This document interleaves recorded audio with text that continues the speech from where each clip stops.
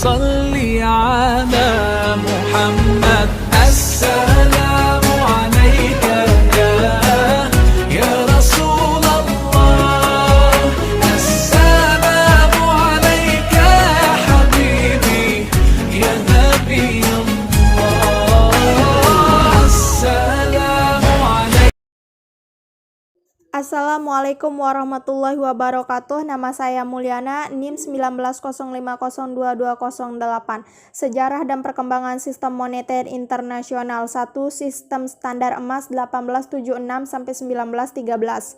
Sistem standar emas internasional muncul tahun 1870 di Inggris. Pemerintah Inggris menetapkan nilai pound sterling dengan emas. Perkembangan industri yang terjadi di Inggris serta perdagangan dunia makin berkembang pada abad 19 menambah kepercayaan dunia terhadap emas. Kepercayaan ini diperkuat dengan ditemukan tambang emas di Amerika dan Afrika Utara. 2. Periode Perang Dunia 1914 sampai 1994. Perang Dunia I mengakhiri standar emas klasik, secara umum ditandai kacaunya perdagangan dan keuangan internasional. Terjadinya fluktuasi kurs sejak akhir perang sampai tahun 1925. Mulai tahun 1925, suatu usaha dilakukan untuk menetapkan kembali standar emas, akan tetapi runtuh tahun 1991 pada waktu depresi besar. 3. Periode kurs tetap. Periode ini dimulai dengan perjanjian Bretton Woods. Melalui perjanjian ini, semua negara menetapkan nilai tukar mata uang melalui emas, tetapi tidak diharuskan memenuhi komparabilitas mata uang mereka dalam emas. Negara anggota diminta menjaga kursnya dalam batas 1% dan bersedia menjaga kurs tersebut. IMF membantu negara anggotanya dalam rangka menjaga kurs mata uangnya. 4. Masa Bretton Woods. Pada tanggal 22 Juli 1944 diadakan suatu konferensi moneter internasional yang dikenal dengan The Bretton Woods Conference yang dihadiri oleh 44 negara. Konferensi tersebut bertujuan untuk menyusun rencana pembuatan sistem moneter. Setelah 2 tahun didirikan IMF dan Bank Dunia untuk mengawasi sistem tersebut. Selama periode 1944 sampai 1973, dolar merupakan mata uang yang sangat penting dalam lalu lintas pembayaran internasional. 5. Sistem semenjak 1973. Sejak itu sistem moneter internasional merupakan campuran antara kurs tetap dengan kurs berubah-ubah. Mata uang yen, dolar Kanada, franc, Prancis, dan Swiss berfluktuasi tergantung dari permintaan dan penawaran. Sering juga penguasa moneter negara-negara tersebut melakukan campur tangan di pasar valuta asing untuk mengurangi fluktuasi kurs yang berlebih. Sekian materi dari saya. Wassalamualaikum warahmatullahi wabarakatuh. Assalamualaikum warahmatullahi wabarakatuh. Nama saya Heni Susanti, NIM 1905022215. Sistem penetapan kurs. Mekanisme penetapan kurs bisa dikategorikan menjadi beberapa kelompok. Pertama, mengambang bebas. Sistem kurs mengambang bebas secara murni biasa disebut clean float atau freely. 2. Float yang dikelola. Sistem kurs mengambang terkendali biasa disebut dirty float atau managed float system, yaitu penentuan kurs di pasar valuta asing dengan intervensi atau campur tangan pemerintah. Bank sentral kemudian akan melakukan intervensi jika kurs yang terjadi di luar batasan yang telah ditetapkan. Beberapa bentuk intervensi antara lain sebagai berikut. Pertama, menstabilkan fluktuasi harian. 2. Menunda kurs. Ketiga, kurs tetap secara tidak resmi. 3. Kurs tetap. Pada sistem ini, pemerintah melalui otoritas moneter atau bank sentral secara resmi menetapkan nilai kurs yang berlaku untuk negaranya. Jika kurs resmi dirasakan sudah tidak sesuai dengan kondisi fundamental ekonomi negara tersebut, devaluasi atau revaluasi dilakukan. Cara yang bisa dilakukan selain devaluasi adalah: pertama, pinjaman asing; 2. Pengetatan; 3. Pengendalian harga dan upah; 4. Pembatasan aliran modal keluar; 4. Kurs tertambat.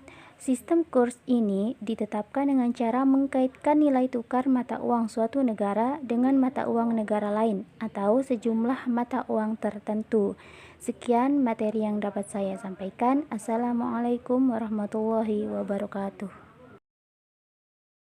Assalamualaikum warahmatullahi wabarakatuh. Nama saya Yuyun Febrianti, NIM 1905022225. Baiklah, di sini saya akan membahas tentang krisis moneter internasional. Yang pertama, krisis rubel pada tahun 1998. Korupsi kebijakan reformasi ekonomi yang tidak efektif, devaluasi nilai rubel, dan ketidakstabilan politik membawa Rusia ke dalam krisis moneter masif. Yang kedua, hiperinflasi Jerman pada tahun 1918 sampai 1924. Meskipun hiperinflasi Jerman bukanlah yang terburuk dalam sejarah, tapi memiliki dampak paling hebat. Yang ketiga, The Great Depression pada tahun 1929. The Great Depression adalah depresi terpanjang dan paling parah dalam sejarah ekonomi global, berlangsung antara tahun 1929 hingga pecahnya Perang Dunia Kedua. Yang keempat, krisis minyak pada tahun 1973. Dibayang-bayangi perang Yom Kippur antara Suriah dan Mesir melawan Israel, organisasi negara-negara pengekspor minyak dunia menjadikan minyak sebagai senjata dengan cara melakukan embargo minyak terhadap pihak yang mendukung Israel. Yang kelima, Senin Hitam atau Black Monday pada tahun 1987. Tidak ada yang tahu pasti apa penyebab terjadinya Black Monday pada tanggal 19 Oktober 1987. Sekian materi yang dapat saya sampaikan. Wassalamualaikum warahmatullahi wabarakatuh. Bismillahirrahmanirrahim. Assalamualaikum warahmatullahi wabarakatuh. Perkenalkan, nama saya Istiani, NIM 190502223. Di sini saya akan melanjutkan materi yang ketiga, yaitu tentang 6 krisis moneter Asia Tenggara tahun 1997. Awalnya, banyak pengamat menyebut perekonomian Asia sebagai macan Asia yang sedang bangkit dan segera menggantikan dominasi ekonomi Barat. Tujuh, koran Sindo atau Bobby Firmansyah. Angka NPL yang sangat tinggi tersebut memaksa perbankan harus di merger. Kemudian ada materi tentang krisis moneter di Indonesia. Tahun 1998 seolah menjadi momen kelam bagi negara Indonesia dan rakyatnya, karena di mana pada tahun tersebut Indonesia mengalami krisis yang sangat luar biasa. Kemudian ada alasan kuat yang memicu krisis moneter pada tahun 1998, yaitu timbulnya Krismon 1998 di Indonesia sejatinya dipicu oleh beberapa faktor, mulai dari sektor ekonomi, sosial, hingga politik. Anjloknya nilai rupiah terhadap dolar Amerika Serikat. Indikasi akan terjadinya krisis moneter sebenarnya sudah tercium sejak 1997. Sekian materi dari saya. Wabillahi taufiq wal hidayah. Wassalamualaikum warahmatullahi wabarakatuh. Assalamualaikum warahmatullahi wabarakatuh. Nama saya Rian Anggara Saputra, NIM 190202185. Di sini saya akan melanjut materi dari krisis moneter di Indonesia. Yang kedua, besarnya angka utang luar negeri swasta. Persoalan kedua yang menjadi akar terjadinya krisis moneter 1998 adalah besarnya utang luar negeri. Yang ketiga, krisis kepercayaan pasar dan masyarakat.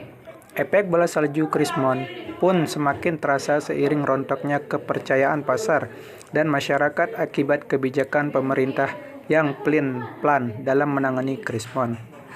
Yang keempat, paket solusi IMF yang berujung kegagalan. Sebagai organisasi dana moneter internasional, IMF sempat memberikan beberapa solusi untuk membantu Indonesia dalam menanggulangi Krismon. Dan yang terakhir, dampak krisis moneter terhadap Indonesia. Sejak nilai tukar rupiah melayang, beberapa sektor lainnya ikut carut marut. Sekian dari saya. Assalamualaikum warahmatullahi wabarakatuh. Salli ala Muhammad. Assalamu alaikum. Ya